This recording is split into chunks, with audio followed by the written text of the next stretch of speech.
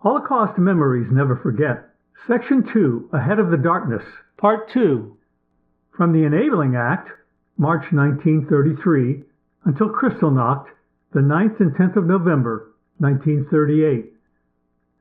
In 1933, the darkness which would eventually envelop Germany, Europe, and the rest of the world, and which would cost the lives of tens of millions of people, had begun. Adolf Hitler had taken control of the German government through deceit, betrayal, and murder, and by the end of March 1933 he had the power to do anything he wanted, and no one was able to stop him short of being killed for their effort. Although he wasted no time in creating laws aimed at removing Jews from German society, many Jews were still convinced that the current anti-Semitic hysteria would subside and the restrictions placed upon them would eventually be lifted.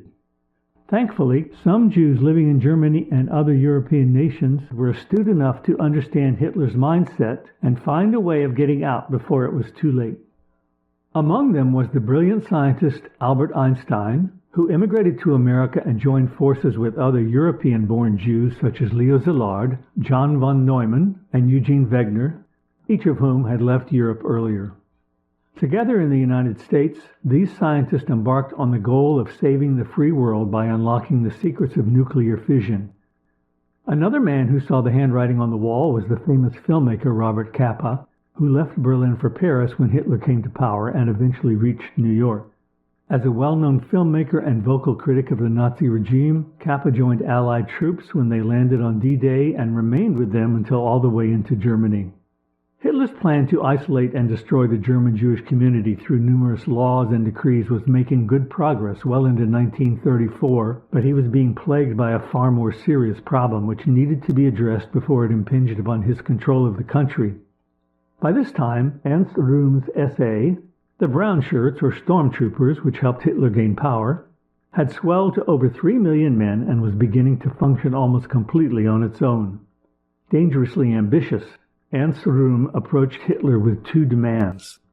Number one, replace the German army, which was restricted to 100,000 men, with his SA. And number two, name him as the new Minister of Defense. Hitler faced numerous other complications besides Röhm's outrageous demands, but he was smart enough to know that they couldn't be solved one at a time. To ensure that his power remained intact, he devised a plan that would allow him to remove all of the various threats to this power during one unified action, after which he would present undeniable proof that what he'd done was necessary to save the country.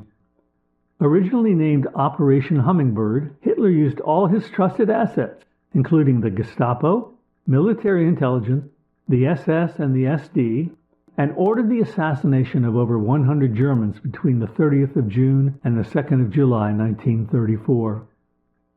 Included among the dead were Ernst Röhm, other personnel in the SA, and various government leaders.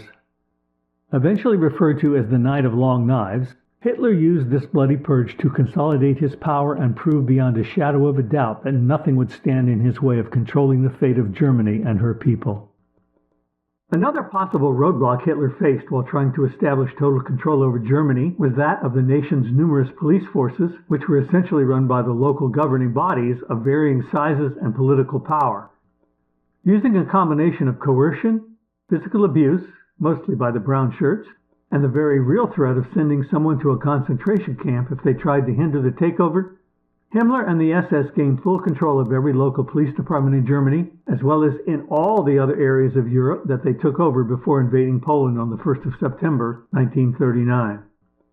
To solidify his power in Europe and thwart any threat posed by the Comintern, the Communist International which was run and controlled by the Soviet Union, Hitler signed the Anti-Comintern Pact with Japan on the 25th of November, 1936, and which was later signed by Italy.